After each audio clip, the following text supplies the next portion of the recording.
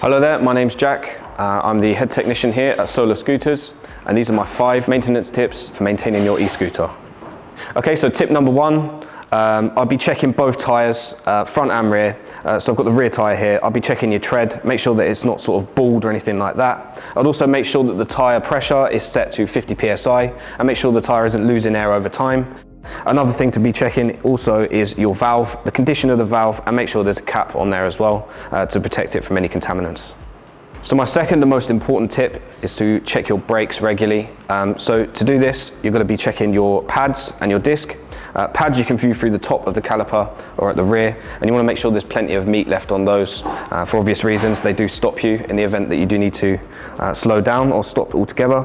Another thing that you want to be checking is your disc. Make sure that it's clean, perfectly straight, with no warpage or anything like that. No noises on the pads themselves, it's not rubbing anywhere, and this will give you the optimum braking experience. So my third point is also lubrication. So these vehicles do use moving parts in relation to things like the suspension units and the bushes surrounding that. And you've also got moving parts on the folding mechanism. You know, they do dry out over time, particularly if you're going to be off-roading on these scooters.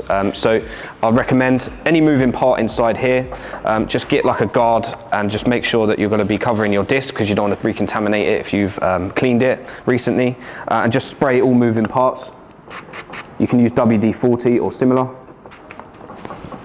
and on the other side as well.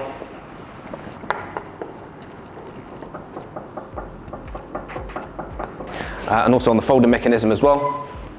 So this will really help all moving parts sort of operate smoothly. It's going to increase the time of which you're going to be able to use that part before you need to replace it. And just overall, it will help the scooter with things like noises and just longevity in general. So tip number 4 is going to be weekly checks for your e-scooter.